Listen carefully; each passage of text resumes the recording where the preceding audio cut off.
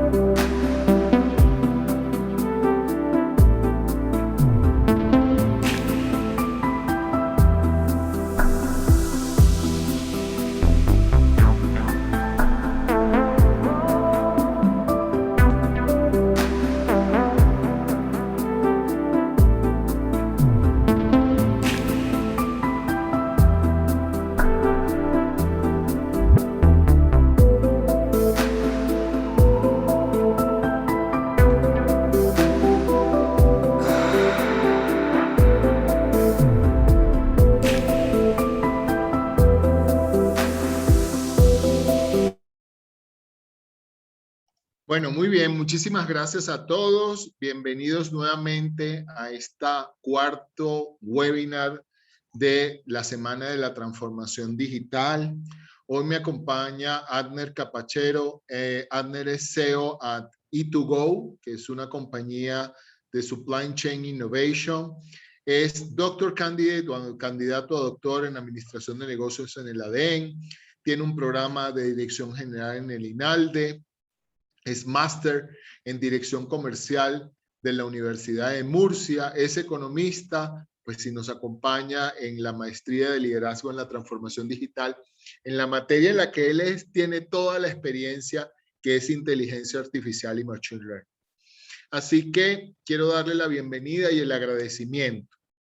Adicionalmente, antes de darle la palabra definitiva a Adner y que comience la conferencia, les quiero recordar que tenemos una sesión de preguntas y respuestas al final, al cierre de la presentación. Por favor, abiertamente pueden irlas escribiendo en el chat durante la misma. Al final hacemos ese espacio de dudas, preguntas, ¿sabes? De esas cosas que a uno le vienen a la cabeza cuando habla de inteligencia artificial y machine learning. ¿Cómo empiezo en la inteligencia artificial y machine learning? ¿No? Que es una de las preguntas yo creo que clásicas que Adner ha escuchado en las veces que hemos podido compartir directamente. Así que muchísimas gracias a todos por venir. Por favor, Adner, adelante, inteligencia artificial y machine learning en las organizaciones, el escenario es tuyo. Muchas gracias, Ricardo. Un afectuoso saludo para todos y para todas en este día. Bueno, primero vamos a arrancar.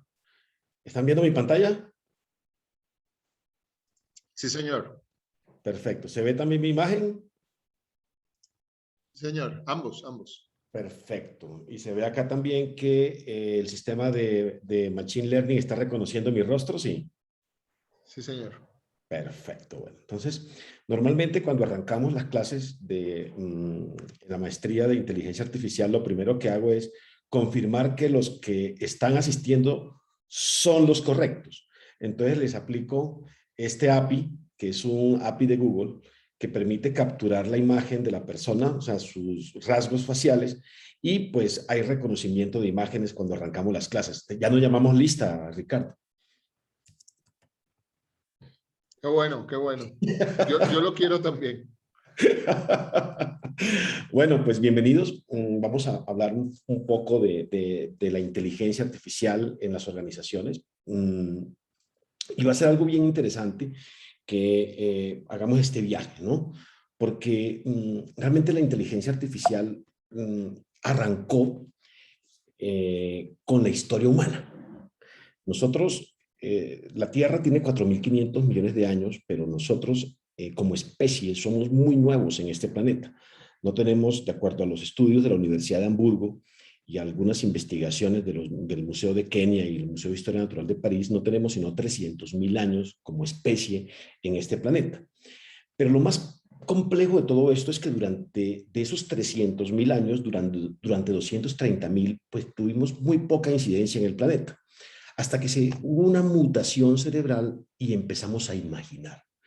Cuando la especie humana empezó a imaginar hace apenas 70.000 años, se dio la primera gran revolución. Y no se les olvide esto, porque la primera gran revolución se denominó la revolución cognitiva, en la cual a partir de la imaginación empezamos a dominar a otra cantidad de especies y empezamos también a participar en otros modelos de seguimiento de las personas. ¿Esto qué implicaciones tuvo? Bueno, implicaciones que así duramos siendo cazadores y recolectores durante cerca de 60.000 años, de esos 70.000. Y fíjense que se dio una siguiente revolución y se da la revolución hace apenas unos 10.000 años con la revolución neolítica, ¿no? En la cual pues ya pasamos de ser simples cazadores y recolectores ya a estar de manera sedentaria en el antiguo Egipto, por ejemplo. Luego se dio otra gran revolución hacia 1543 y 1687 que se llamó la Revolución Científica. Hay un libro maravilloso que se lo recomiendo que se llama En defensa de la ilustración de Steve Pinker, que muestra justamente cuál fue el impacto que tuvo la revolución científica en la historia de la humanidad actual.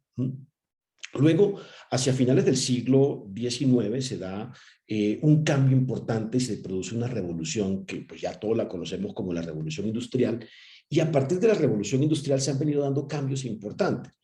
Hay un autor que se llama Jeremy Rifkin, que en un libro que se llama Revolución 3.0, justamente nos muestra lo que ocurrió con la historia humana hasta hace apenas unos 50 años, que tuvimos obviamente esa gran revolución. Y pues se indica allí que realmente el desarrollo humano de nuestra especie realmente fue local y lineal en los últimos 250.000 años. Realmente no hubo, habían avances importantes, pero después de la tercera revolución industrial se da un efecto extraordinario y es lo que conocemos como el crecimiento exponencial, es decir, el desarrollo humano en los últimos 50 años dejó de ser local y dejó de ser lineal a ser completamente, o sea, abarcando todo el globo y a ser exponencial. Vamos a meternos un poquito en el concepto de la exponencialidad. Y aquí se puede evidenciar que la especie humana en los últimos 50 años ha tenido un crecimiento extraordinario, o sea, ha sido, es algo definitivamente sin ningún antecedente, ¿no? Es inédito. Y todo tiene que ver con algo relacionado con la tecnología, que combinando con ese conocimiento, con esa revolución cognitiva que tuvimos hace tantos años, hoy en día se convierte en un mecanismo para convertir lo que antes era escaso en abundante. Hay otro libro también que se llama así, Abundancia, de Peter Diamandis, que justamente nos habla de este tema. Sin embargo, durante todos estos años, nos formaron de una manera pues que no ha cambiado mucho. Nos educaron para un trabajo especializado, repetitivo y que generaba datos, informes permanentemente. Y un autor que se llama Kevin Kelly dijo, esperen un segundito, o sea, tenemos que hacer una revolución también de la forma como entrenamos a las personas, porque somos una inteligencia artificial, así lo dice, somos una inteligencia artificial cutre. Cada segundo en el planeta se generan 3 billones de emails, hay 1.6 millones de mensajes, se mueven 178 terabytes de tráfico. Pero miren esta cifra tan bonita que resulta bien interesante, y es que la capacidad de almacenamiento que tiene el planeta Tierra, ¿okay?, es de 255 exabytes de información. Kevin Kelly es autor de la revista Wired. Lo empezó a trabajar hace más o menos unos 10 años. Bueno, desde el 99 también empezó a trabajar en todo este modelo de investigación. Pero esto resulta interesante porque no existe ninguna máquina en el planeta que tenga este comportamiento, excepto el cerebro humano. Es decir, el cerebro humano tiene 55 trillones de enlaces sinápticos, un quintillón de neuronas, o sea, transistores, 20 petahertz de disparos sinápticos, y miren la capacidad de almacenamiento que tiene el cerebro humano. 255 exabytes de memoria. Resulta bien interesante que la misma cantidad de almacenamiento que tiene el planeta Tierra en este momento, pues lo tenga el cerebro humano. O sea, hay una convergencia entre lo atómico y lo digital. Y dice Kevin Kelly que nosotros estamos todos conectados a la gran máquina. Todo es parte de la red. O sea, tenemos cámaras, tenemos audios, digamos, hay una enorme cantidad de información muy similar al comportamiento del cerebro humano. ¿Okay? ¿Esto qué implica? Implica, según Kevin Kelly, que nosotros tenemos la capacidad de crear entonces una herramienta que nos permita hacer un trabajo especializado, un trabajo repetitivo y también que genere datos. Pero además de eso, no se comporta como el ser humano, que no, es decir, no cobra ni descansa, y esta herramienta obedece ciegamente. Esto pues genera algunos interrogantes que los vamos a ir resolviendo en la medida que avanzamos. Entonces, si una revolución como la que les estamos hablando hace un instante, pues implica cambios organizados, intensos, repentinos, es decir, también tiene revoluciones dentro de la revolución, y en la mayoría de los casos implica la migración de una fuente energética a otra. En todas las revoluciones pasamos de cambios importantes en fuentes energéticas. Entonces, ¿será que estamos viviendo una revolución diferente? Bueno, vamos a arrancar hablando, ya entrando en materia, sobre estos antecedentes, y es que Accenture habla de que existen unas tecnologías que revolucionan o que condicionan la forma como hacemos negocios.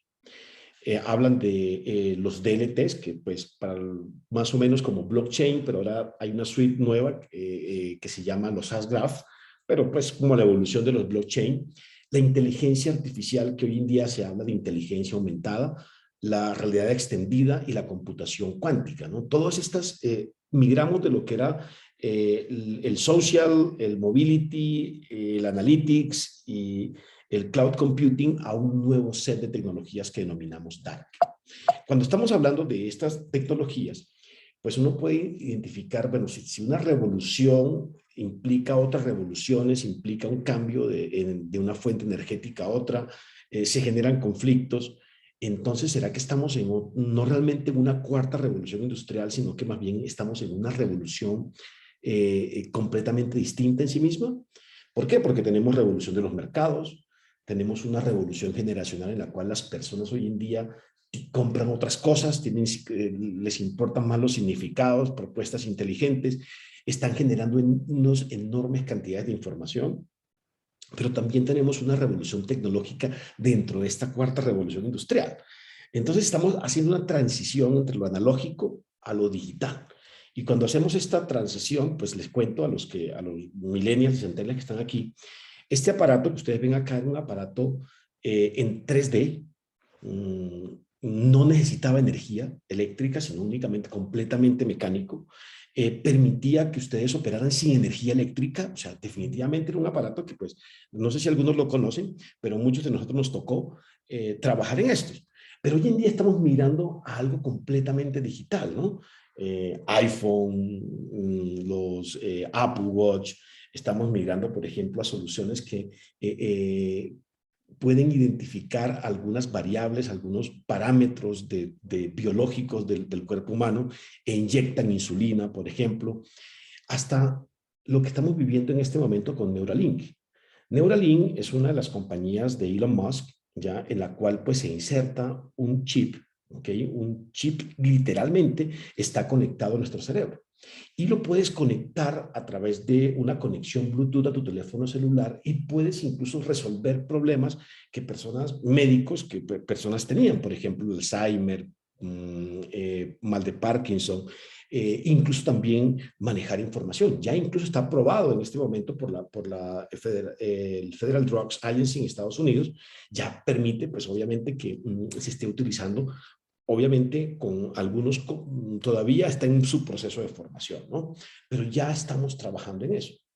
Incluso estamos viviendo un momento histórico importante porque a partir de la inteligencia artificial ya ni siquiera estamos conectándonos con el cerebro, sino que estamos buscando ya resolver uno de los dolores de la humanidad y es la muerte. Si yo me pusiera a hablar de esto, pues 10 o 15 años atrás, seguramente ustedes me dirían, bueno, pero esto es absurdo. Pues no es absurdo. Estos tres libros, Luc Ferry, Ray Kurzweil y José Luis Cordeiro, que los tres han estado con la Singularity University, pues muestran justamente que estamos trabajando para poder resolver uno de los dolores que acogen a la humanidad.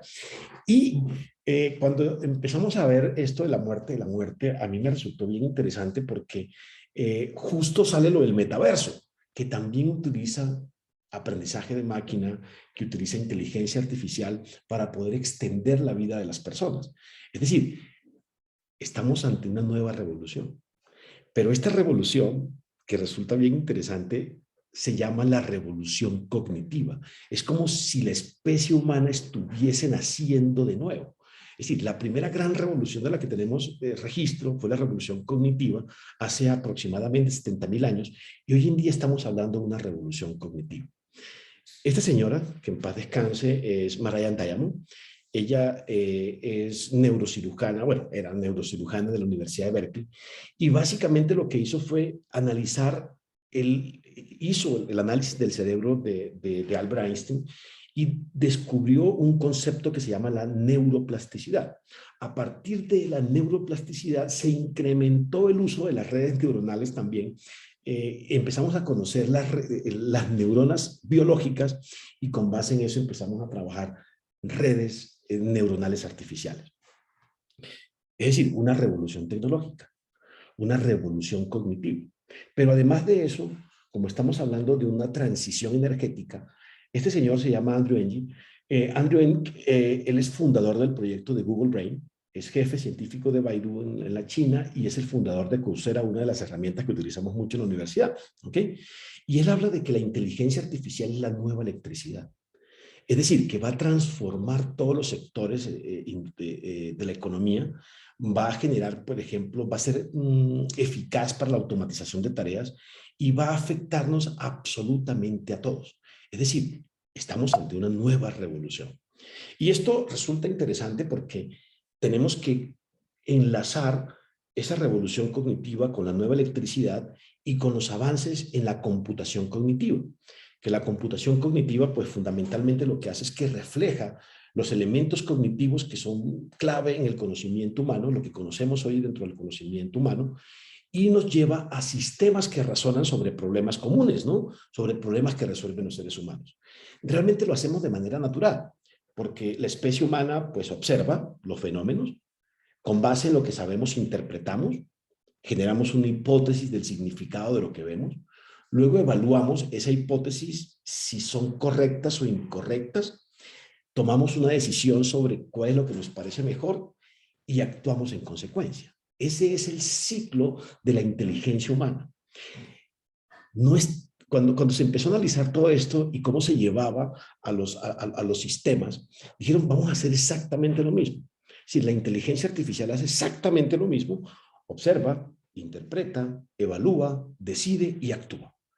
Pero el problema es que lo hace a una escala exponencial. Un acelerador, por ejemplo, de red neuronal con tecnología óptica es capaz de procesar la información a la velocidad de la luz. Algo que pues obviamente nosotros, bueno, sí, biológicamente sí lo podemos hacer, pero nuestro cerebro no se comporta de esa manera. En un proceso industrial, una inteligencia artificial es 970 veces más precisa que un ser humano que ha estado trabajando una tarea repetitiva para la que nos formaron, que genera datos, por 25 años. Es decir, que la escala es exponencial. Y para eso, ¿por qué se habla de exponencialidad? Porque digamos que los sistemas computacionales actuales pues no pueden soportar esto. Entonces se requieren otras herramientas que utilizan los estados del átomo, que es el quantum computing, para poder procesar esa cantidad de información a la velocidad que se genera. Esto nos lleva a que existen algunas inteligencias artificiales o algunas definiciones de inteligencia artificial que están todavía en el campo experimental y otras que incluso están en el campo de la ficción. Las inteligencias artificiales que utilizamos hoy en día realmente son dos. Una que se denomina débil o estrecha, que es la que permite hacer tareas repetitivas, dominio específico, por ejemplo Siri, ya, por ejemplo algunos traductores, los asistentes virtuales, lo que utiliza Netflix, por ejemplo, para hacerle recomendaciones. Pero también tenemos inteligencia artificial aplicada, que no aprende todavía, pero puede realizar tareas específicas. Por ejemplo, son algoritmos programados y datos de entrenamiento que uno le incorpora a las redes neuronales. Existe la inteligencia artificial fuerte, que hoy en día sigue siendo está en fase teórica, lo que no significa que no esté en experimentación, y es que la inteligencia artificial fuerte pues está orientada a una máquina para que tenga la capacidad o una inteligencia igual o superior a la de los humanos. Y vamos a ver ese concepto que se llama la singularidad tecnológica. Entonces vamos a aprender sobre cómo esta inteligencia artificial fuerte, que puede ser una superinteligencia artificial, puede ser inteligencia artificial generalizada o puede ser la autónoma o consciente, pues tiene la capacidad de resolver problemas, aprender y planificar para el futuro. La inteligencia artificial consciente pues ya está en el campo de la ficción porque no hay intervención humana, sino que se adapta a todas las situaciones. Y quien hizo esta investigación fue Aaron Hines, profesor de Biología Integrada y Ciencias de la Computación en Michigan, y él trabaja desde la parte biológica, cómo podemos utilizar los componentes biológicos hacia los componentes tecnológicos. Bien, entonces hay que identificar todo esto porque efectivamente todavía tenemos un enfoque humano de la inteligencia artificial. La inteligencia artificial realmente aprovecha las computadoras y las máquinas ¿para qué? Para imitar la capacidad que tienen los humanos para resolver problemas. Entonces, cuando vemos películas, todavía trabajamos en el campo de la ficción, seguimos viendo la inteligencia artificial como si fuera desde un enfoque humano. Es decir, hablamos de que son sistemas que piensan como los humanos, ¿no? O que son sistemas que actúan como los humanos, robotizados, igual, vimos muchas películas al respecto. Pero realmente, cuando hablamos de inteligencia, estamos hablando de racionalidad y tanto de pensamiento racional como de acción racional. El enfoque real de la inteligencia artificial está orientado justamente a sistemas que piensan racionalmente, no necesariamente de la misma manera que piensan los humanos y que actúan los humanos, pero que sí actúan racionalmente.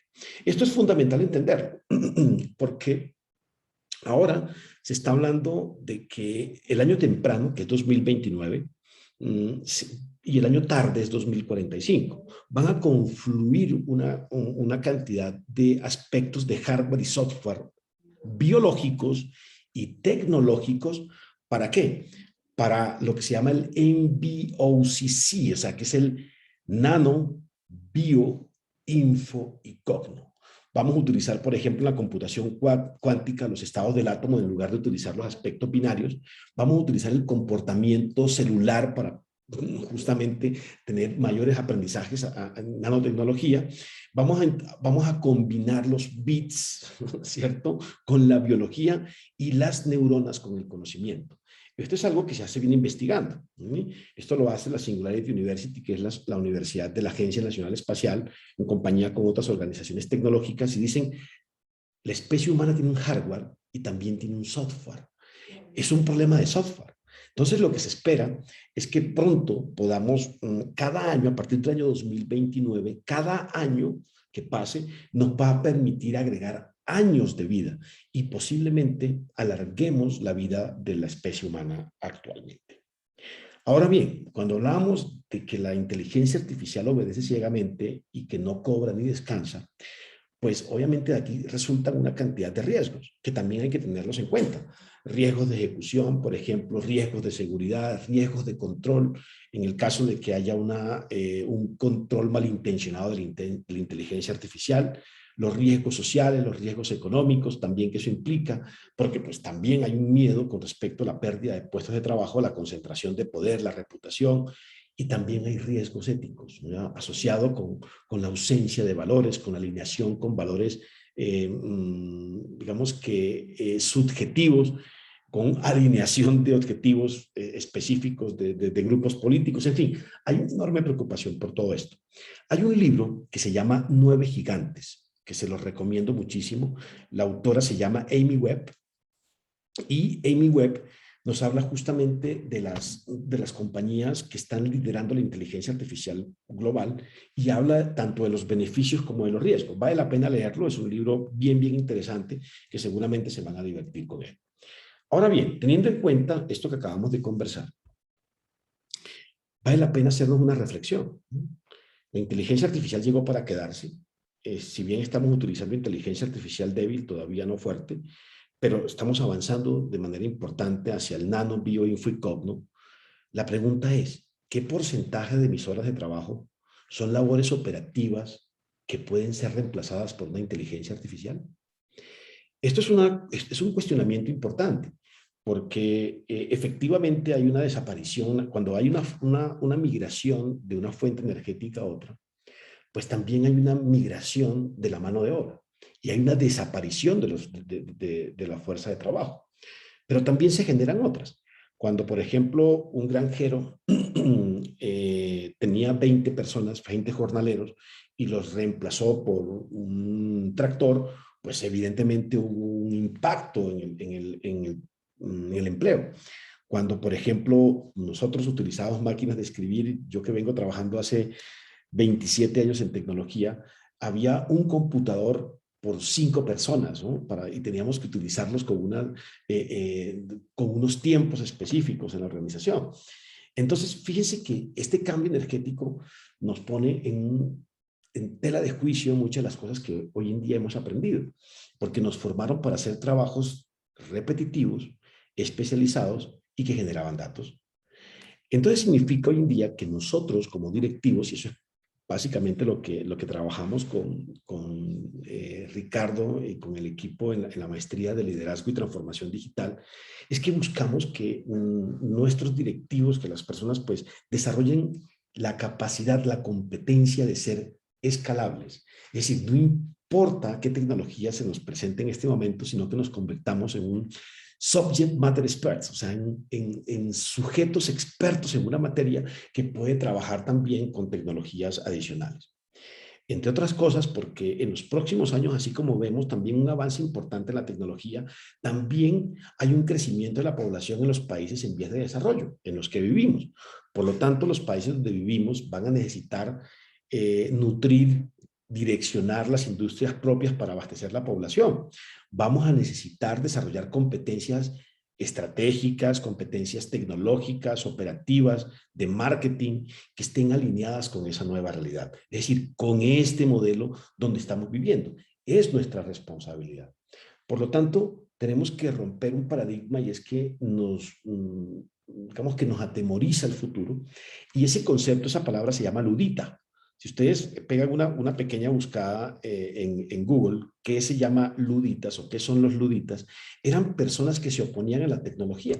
En 1811 muchos de ellos rompieron en las máquinas. Hay una película bien interesante que se llama El joven Karl Marx, que vale bien la pena verla, y muestra justamente cómo había un rechazo a las nuevas tecnologías. Es decir, algo que siempre ha estado, como lo que estamos viviendo hoy en día también cuando muchas personas se oponen al avance tecnológico.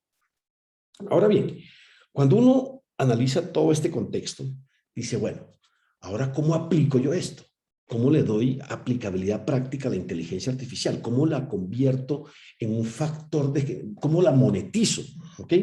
Bueno, vamos a verlo entonces bajo este contexto. Para poder entender la inteligencia artificial tenemos que irnos a la raíz.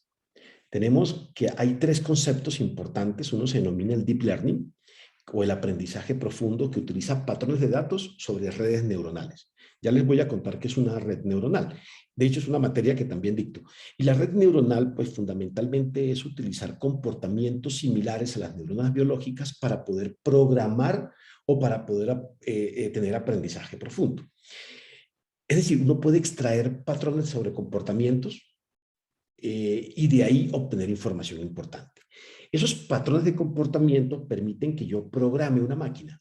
Es decir, le diga, mira, con este comportamiento, supervisado o no supervisado, yo puedo programar las computadoras para que las computadoras aprendan sin ser programadas. Es decir, las programo la primera vez y a partir de ahí, ellos, a partir de las iteraciones, van aprendiendo.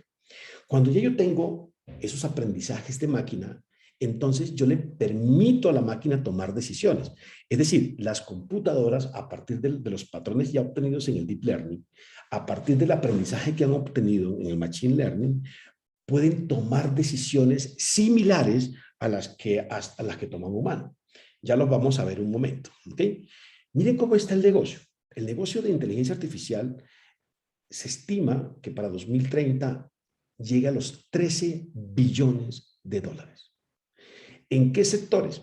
Sector retail, sector de viajes, transporte y logística, ensamble de automóviles, manejo de materiales, semiconductores y electrónica avanzada, salud, ya alta tecnología, telecomunicaciones, sector de oil and gas o petróleos y en el sector agricultor. Es decir, no nos vamos a escapar de lo que se nos viene en la nueva electricidad. La inteligencia artificial, o sea, en ninguna planta, ninguna compañía hoy en día funciona sin electricidad, sin energía. Y pues eso va a ocurrir exactamente con la inteligencia artificial. En el impacto que se tiene, por ejemplo, en los trabajos, que es la automatización con esteroides, así se le denomina, ¿okay? Estamos hablando del impacto que tenemos, el riesgo de pérdida del empleo, en la preparación de alimentos, en la construcción, en la limpieza, en la conducción, en la agricultura. Prácticamente todos los sectores pues, se van a ver impactados por la reducción en la mano de obra. De hecho, Jeremy Rifkin, en su libro que les comentaba hace un instante, hablaba que hacia el año 2030, para producir todo lo que la humanidad consume en este momento, vamos a requerir únicamente el 5% de la mano de obra actual. Esto es dramático, pero también se van a generar una enorme cantidad de empleos. Es decir, se van a desplazar empleos, pero también se van a crear por lo menos el doble de los empleos que hoy en día se van a perder producto de inteligencia artificial. Por lo tanto, ustedes que se están formando o que están en procesos directivos o que están haciendo estrategia, tienen que establecer caminos ¿para qué? Para aprovechar y para aprender justamente de eso nuevo. Esta inteligencia artificial, por ejemplo, es bien interesante. Permítanme, les comparto el video, me confirman si lo pueden ver. ¿Se ve el video, cierto? Sí, don Adner. Perfecto, vamos a correrlo acá. I am a technological breakthrough. This morning, I read over 4,000 articles on leukemia in less than a second. たった数週間で新しい言葉も話せるよ。Thousands of new laws were published yesterday, and I'm up to speed on all of them. I know every detail of every public quarterly report in the last 20 years. I can spot diseases before a patient displays a single symptom. I can understand euphemisms, idiosyncrasies, and complex metaphors. I can tell what's going to sell out before it ever trends online. I can forecast the weather in over 2.2 billion locations at the same time. I can grow with you. I can coach you, enrich you, Enlighten me. And I'm just getting warmed up. Hello, my name is Watson. Together, we can outthink the limits of what's possible. Welcome to the cognitive era. De hecho, aparece IBM como una de las compañías líderes en este proceso. Pero miren lo interesante de esto. Estas son las startups ya que están condicionando, que están transformando las industrias. Chatbots o inteligencia artificial conversacional, programación en lenguaje natural, visión artificial, automóviles, robótica, ciberseguridad, inteligencia de negocios, el core de la inteligencia artificial también para poder desarrollar algoritmos, ventas, control de nuestro cliente, sistemas de salud, fintech, todos los aspectos financieros, el comercio electrónico, el Internet de las cosas, la generación de análisis de texto. Es decir, esto ya no hay alternativa, o sea, todos los aspectos vamos a tener que vivirlos. Este, por ejemplo, es la forma, digamos que cómo aprende una máquina, ¿ok? Cómo se usa. Ahorita vamos a hacer algunos ejercicios, pues este es un tema tan profundo y un objeto de estudio tan amplio, o sea, es amplio y profundo al tiempo, que pues tardaríamos muchísimo tiempo en mostrar todo. He tratado de traerles algunos aspectos relevantes. ¿Cómo trabaja el Machine Learning, cierto? Identificando imágenes. Y cómo a través del Deep Learning podemos programar a la máquina para que pueda entender esto. ¿Ves? Vamos a contarles aquí, este es el reconocimiento facial. Esas son las capas, pero vamos a ver cómo le entrenamos. ¿Listo? Vamos a ver cómo le entrenamos. Me voy por acá. Alcanzan a ver mi pantalla, ¿cierto?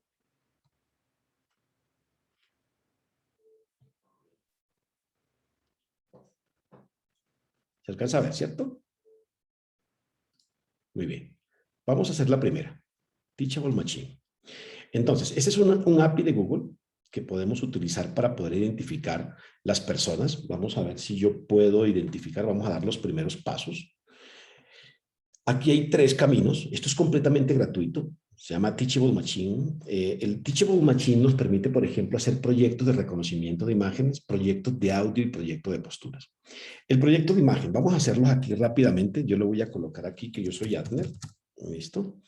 Y le voy a decir que me recoja algunas muestras. ¿Listo? Entonces le voy a decir que me permite tomar la cámara y él va a tomar mi muestra. Está haciendo un reconocimiento de imagen. ¿Listo? Ahora voy a utilizar algo distinto. Ya ves a quién voy a traer. ¿Conocen a este señor? Se llama el Quijote, ¿no es cierto? Entonces vamos a colocarlo aquí. Vamos a colocar aquí Quijote. ¿Listo? Listo. Y vamos, yo voy a salir de la escena. Voy a colocar aquí al Quijote y le voy a decir que tome unas imágenes del Quijote. ¿Ok? Que tome más o menos la misma cantidad de imágenes que tomó. Bueno, tomo un poquitico más y le voy a decir que voy a preparar un modelo. ¿Okay? Aquí está preparando el modelo. ¿Okay? Él está trabajando en este momento, está haciendo aprendizaje de máquina. Él está haciendo un reconocimiento de imagen. ¿Okay? Ahora sí, yo no lo voy a exportar, pues por supuesto, porque lo vamos a verlo acá. Entonces, fíjense que el sistema de aprendizaje de máquina ha identificado que mi rostro, ya estas imágenes corresponden a Adner Capachero. ¿Listo? Ahora vamos a hacer que entre el Quijote. ¿Ok?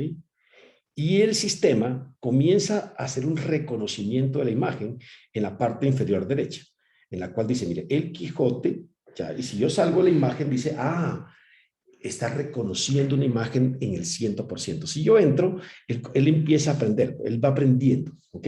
Y va generando las capacidades para poder saber si soy yo o no soy yo. Es decir, hoy en día cuando tenemos, por ejemplo, problemas en el estadio, que decimos, no, es imposible identificar a las personas que tenemos en este momento con problemas de violencia en el estadio, pues yo les muestro esto y les digo, claro que lo podemos reconocer. Hoy en día existen las herramientas tecnológicas y si hay voluntad para hacerlo, pues las podemos identificar sin problema. Pero lo mejor de todo, les voy a mostrar, vamos a colocar aquí un nuevo proyecto. También hay proyectos de audio. Este proyecto de audio es bien interesante porque te permite reconocer en programación de lenguaje natural qué es lo que yo estoy diciendo. Y este de posturas es súper chévere porque resultó muy interesante en medio de la pandemia para poder identificar si las personas estaban trabajando adecuadamente y no se estaban generando algunos problemas en la columna vertebral de las personas, un tema de seguridad social, de seguridad en el trabajo. Pero este es mucho más chévere todavía, porque fue fundamental para poder identificar personas con problemas de COVID-19. Ocurre que en Argentina se utilizó un proyecto que se llama IATOS, creo que lo tengo por acá referenciado en alguna diapositiva. En IATOS, ¿qué se hizo? Se tomaron una enorme cantidad de audios de personas que tenían, que con su tos se les identificaba positivo en COVID-19. Y entonces, como era tan difícil la cantidad de pruebas que se estaban haciendo en su momento al inicio de la pandemia, lo que se hizo a través de la inteligencia artificial es que tú enviabas una nota de voz a través de WhatsApp y la inteligencia artificial determinaba si tu tos cumplía con los parámetros para que tuvieras COVID o no, o si era una gripa convencional, o si era neumonía o cosas así por el estilo. Y la precisión de identificación, ¿okay?, para identificar a una persona con COVID-19 estaba por encima de las pruebas PCR. Es decir, la inteligencia artificial, mis queridos amigos, llegó para quedarse. Este es bien interesante porque también sirve para hacer alguna programación o para establecer códigos fuente en robótica, en brazos robóticos, sobre todo para personas que tienen, por ejemplo, problemas y les colocan una prótesis. Entonces, ustedes están viendo aquí en mi pantalla, él también está identificando los movimientos típicos de una persona de mis manos y lo que está haciendo es que el sistema está aprendiendo. Yo a través de este Google App, yo simplemente lo que hago es que ejecuto una cantidad de movimientos con mis manos y los transfiero a un brazo robótico para que pueda operar adecuadamente. Entonces, por ejemplo, cuando una persona está haciendo tareas repetitivas y le dice, ¿sabes qué? Tienes que colocar este producto, engancharlo acá, o estás haciendo una preparación de alguna receta, el sistema puede seguir las instrucciones y puede aprender de las instrucciones que yo doy a través de mis manos. ¿Okay? Por aquí aparece otro, vamos a ver si por aquí lo tengo. Este es el Face Detection, este es MediaPipe. Todos estos son completamente gratuitos. Y ustedes, pues, son APIs que uno puede utilizar en los desarrollos de aplicaciones. ¿Okay? Entonces aquí te aparece, por ejemplo, reconocimiento facial, como el que les presenté al inicio de la clase. Aparece reconocimiento del iris, ya aparece si es la persona o no. Aparece obviamente los movimientos manuales, que es lo que les acabo de mencionar en este momento, que con el MediaPipe yo puedo hacer programaciones para robotizar o automatizar algunas tareas. Y bueno, aquí aparecen una enorme cantidad de oportunidades que ustedes pueden implementar en sus organizaciones. Y repito, me quedaría aquí feliz hablando de todo lo que tengo y de todas las cosas que aprendemos, pero quisiera en estos últimos minutos que nos quedan, pues darles más bien caminos prácticos para poder utilizar las redes neuronales y la inteligencia artificial en las organizaciones. Uno, hay que obtener datos. Tenemos que, y les cuento por experiencia, yo vengo trabajando en tecnología hace 27 años y nosotros teníamos una práctica en nuestros clientes que tenían soluciones de software para la gestión de su cadena de abastecimiento. Y nosotros cada tanto tiempo borrábamos los datos. Decíamos, no, es que tenemos que borrar los logs de los servidores porque los equipos se llenaban de información y borrábamos los datos. Una vez, sentado con un directivo de Amazon Web Services, le conté que me preguntó, venga, ¿ustedes cómo utilizan las aplicaciones de software de ustedes? ¿Cómo las monetizan? ¿Y cómo soportan ustedes las operaciones? Y les dije que nosotros borrábamos los logs. El tipo decía, ¿cómo es posible, Adler, que tú estés borrando los logs? ¿No sabes para qué te sirven? Yo no tengo ni idea. Y nos dimos cuenta que esa información valiosa de los últimos 20 años de trabajo, generando pedidos, despachándole a un cliente, haciendo algunas actividades de valor agregado, era información valiosísima para poder entender el comportamiento del cliente. Entonces, uno a partir de ahí tiene obtención de datos. Una vez tú tengas la obtención de los datos, entonces tienes que prepararlos. Tienes que convertirlos en lo que nosotros denominamos datos estructurados. Tenemos que estructurar los datos para que los sistemas puedan leerlos. Luego, utilizamos las herramientas que les acabo de mencionar, que ya algunas de ellas están gratuitas. También hay otras herramientas como TensorFlow, en las cuales ustedes pueden también licenciarlas. Está BigML, que es una herramienta extraordinaria también en la cual uno puede desarrollar algunos APIs y uno empieza a entrenar el modelo. Luego que yo entiendo el modelo, pues lo mando a testeo. Tengo que saber exactamente cómo me está generando valor. Y con eso lo mando a un piloto, lo que nosotros denominamos utilizarlo en el mundo real o un producto mínimo viable. Cuando yo tengo este modelo, entonces reentreno el modelo cuantas veces sea posible y el sistema va aprendiendo. Es decir, tenemos que identificar áreas de oportunidad en la compañía y tenemos que priorizar situaciones que podemos hacer, que podemos resolver. Hay que mapear con herramientas que ya existen en este momento, por ejemplo, como un árbol de Ishikawa, como un árbol de problema, como árboles de decisión. Podemos mapear los problemas y las necesidades de nuestra organización y de nuestro cliente. Tenemos que utilizar herramientas ya existentes como pensamiento de diseño para generar y desarrollar las ideas y definir los próximos pasos. Y al final, elaboras prototipos que te permiten llegar a nuestros clientes. Ya les mostré cómo utilizar Teachable Machine, por ejemplo, para que ustedes puedan generar pilotos como este. Son gratuitos, están en la red y son gratuitos. Pueden hacer proyectos de posturas, por ejemplo, para sus compañeros que trabajan en casa. Estamos utilizándolo muchísimo, por ejemplo, para compañías del sector Business Process Outsourcing, que trabajan hoy en día en sus casas, la mayoría está trabajando en sus casas, en home office, entonces para que tengan mejores posturas, para que su puesto de trabajo esté adecuado. Se están haciendo, por ejemplo, proyectos de imágenes de reconocimiento de clientes a la entrada de una oficina o de un evento particular, y no se requieren grandes inversiones, sino que con herramientas ya de código abierto pueden utilizarlos, o de reconocimiento de voz. Ahorita les muestro, estas son algunas internacionales, pero ahorita les voy a mostrar una que utilizamos acá en Colombia. Mire, voz controlado por la inteligencia artificial. Esta es la que les comentaba. Hay una aplicación también de cómo hicieron el reconocimiento de las personas que tenían mayor riesgo producto de la infección del COVID. Este es en el sistema de acueductos de los Estados Unidos, donde a través de una inteligencia artificial pueden identificar taponamientos o posibles taponamientos en los acueductos, utilizando imágenes.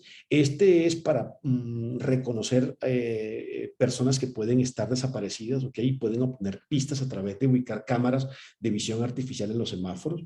Esta es la que les comentaba, la de IA-TOS en Argentina, en la cual pues en la ciudad se utilizaba notas de voz para poder identificar casos sospechosos de COVID-19.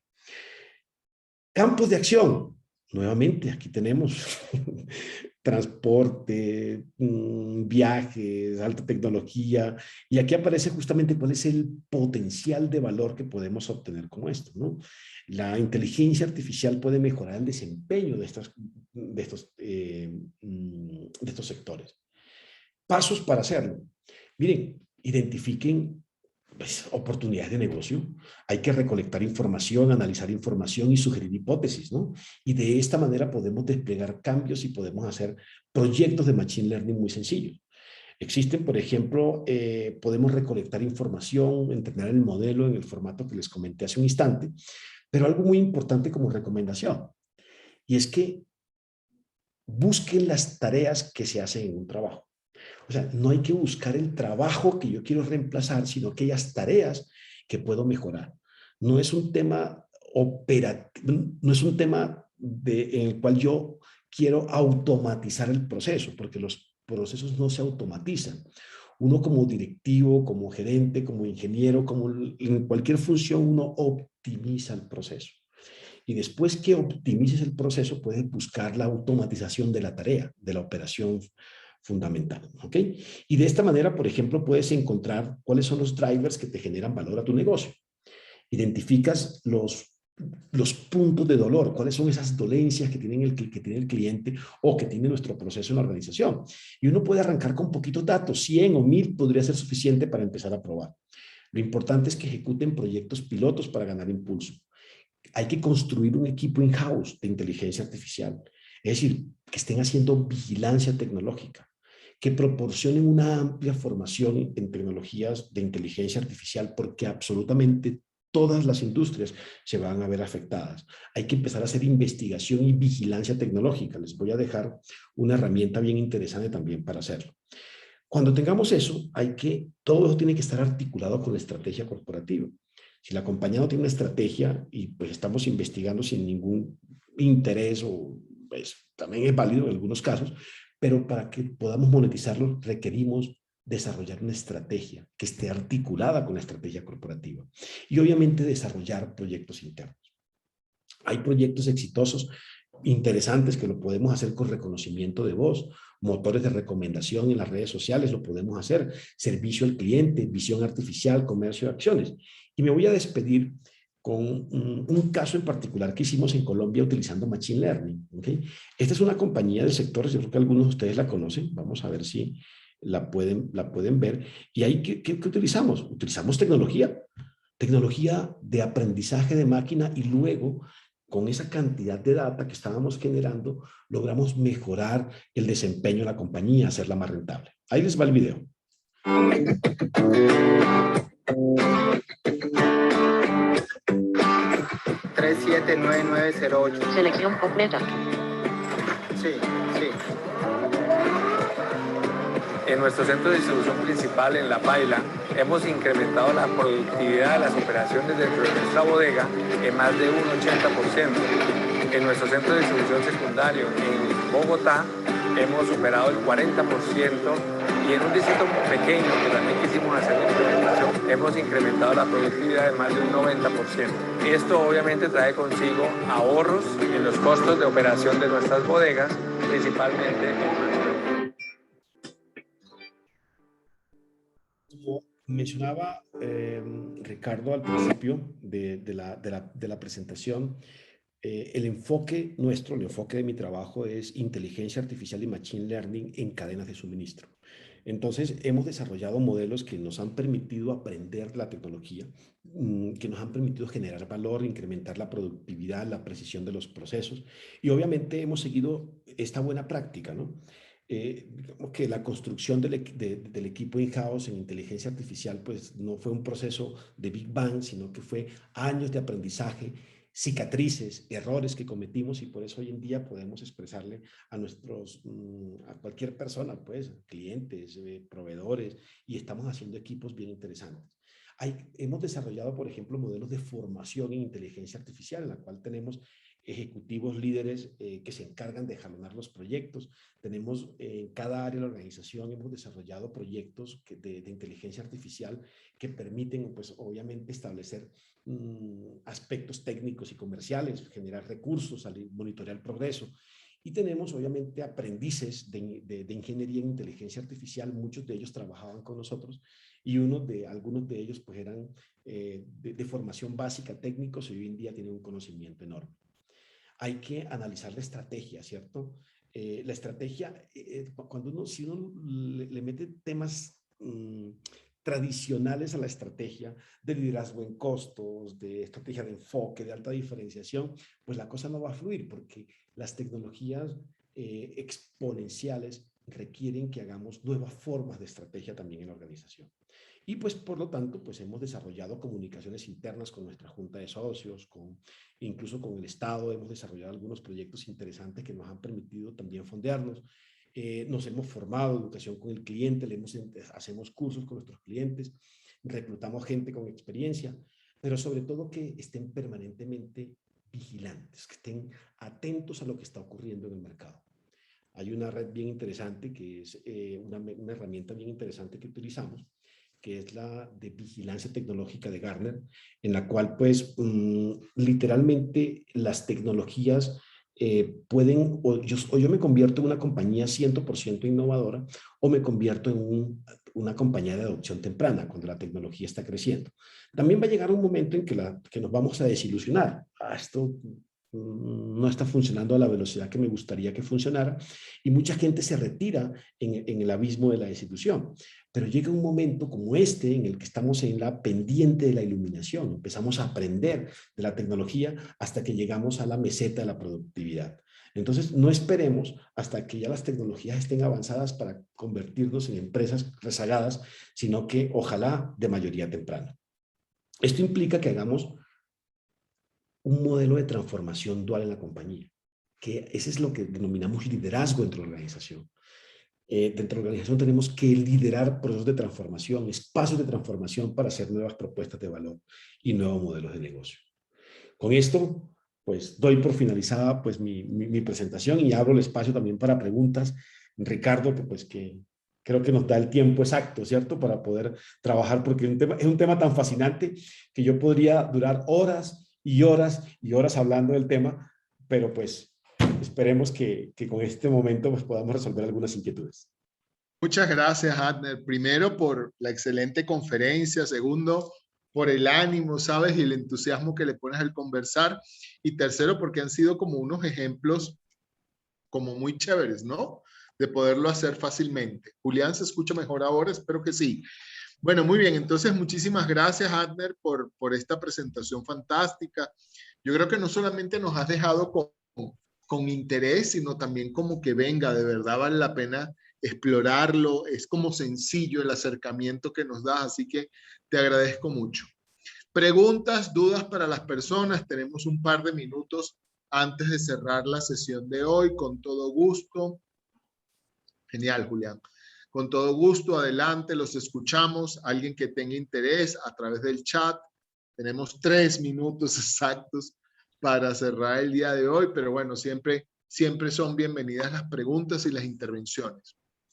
¿Alguien con todo gusto lo escuchamos? La grabación, querido Andrés, queda como siempre en el canal de YouTube del Colegio de Estudios Superiores de Administración CESA. Probablemente 2 o 3 días después tarda en descargarse, colocarse, algunas ediciones que se le hacen y quedan arriba. ¿De acuerdo? Así que no te preocupes. David Rodríguez, muchas gracias. Muy buen tema. ¿Cómo ves el tema moral en la inteligencia artificial, en la artificial intelligence? Esa es una de las preguntas que hay, Adner. Mira, evidentemente, como lo mencionaba en la presentación, tenemos riesgos, ¿no? Como toda tecnología tiene riesgos. Cuando se descubrió la energía atómica, pues, obviamente se generaron riesgos. Cuando utilizamos la electricidad, pues generamos riesgos. Y existen algunos riesgos morales, ¿no? Sobre todo porque la inteligencia artificial requiere de la intervención humana en su primera fase para ser programada. Ahí se pueden configurar algunos riesgos como de ausencia de valores, alineación con algunos intereses subjetivos. Hay riesgos también del software de código abierto, corrupción de la inteligencia artificial. Es decir, hay unos temas importantes. Sin embargo, hay un camino interesante y es la regulación. Yo les comentaba que había un libro que se llama 9 gigantes. Se lo voy a escribir aquí en el chat. The Big Nine. Sí, se llama Amy Webb. de Amy Webb, perfecto, que es un libro fantástico porque muestra no solamente el lado interesante y el lado productivo de la inteligencia artificial, sino también las necesidades de regulación. Incluso muestra lo que está ocurriendo en China con los BAT, que ella lo llama el BAT, los vampiros, que serían los Baidu, Alibaba y Tencent, y el control que tiene el gobierno con todos estos. Entonces, hay unos riesgos evidentes, pero en lo particular, para responder esa pregunta, yo le veo más beneficios que riesgos, ¿no? Y yo sí creo que en la parte moral y en la parte, más bien en la parte ética, no en la parte moral, sino en la parte ética, tendríamos que hacer procesos regulatorios o de vigilancia para que estos riesgos no se materialicen. Muchas gracias, Adner, muy amable. Tenemos otra pregunta de Rosana González. ¿Cómo recomiendas empezar el aprendizaje sobre la inteligencia artificial para tener contexto sobre los negocios? Pregunta Rosana. Ok, esta es una pregunta interesante porque estaba muy alineada con la última parte de la presentación. Y es que justamente para poder alinearla con el negocio, pues tenemos que identificar, o sea, identificar, por ejemplo, tareas que podamos optimizar, o sea, procesos que podamos optimizar y automatizar también con la inteligencia artificial. Hay que identificar cuáles son los drivers de mi negocio. Por ejemplo, les cuento, yo no trabajo en inteligencia artificial porque fue en un tema Big Bang. En el caso nuestro, empezamos con la inteligencia artificial por una situación de un cliente. Estábamos perdiendo información, no sabíamos qué estaba pasando con el cliente, no sabíamos cuál era el comportamiento del cliente ni la planificación de su demanda. Entonces, nos dimos cuenta que si analizábamos hechos históricos, los que trabajamos en ingeniería y trabajamos sobre todo en hacer regresiones lineales y toda esa cuestión, pues teníamos un componente muy importante de Excel. Y nos dimos cuenta que el trabajo que hacíamos era tremendamente operativo y que la información estaba ahí, que las regresiones las podíamos hacer utilizando información gratuita en el mercado. Entonces, si tú quieres, por ejemplo, empezar con el aprendizaje en el contexto de los negocios, puedes identificar algunos drivers de valor en tu industria, en tu negocio, en empresas, por ejemplo, del sector donde trabajas, o también jalonados por el cliente. Uno interesante también es que en muchas oportunidades nuestros clientes nos colocan en el buzón de sugerencias recomendaciones, y a veces uno no le presta atención realmente a lo que el cliente quiere. Y cuando tú tienes, por ejemplo, en el modelo en el buzón de sugerencias, si 7 de cada 10 clientes se están quejando de una situación, tienes una enorme oportunidad para poder llevarla a un automatismo, o puedes llevarla a un sistema de inteligencia artificial. O sea, cosas pequeñas. O sea, yo digo que tenemos que hacer baby steps. Los baby steps nos permiten, pues, encontrar oportunidades pequeñas e ir haciendo mejoras incrementales.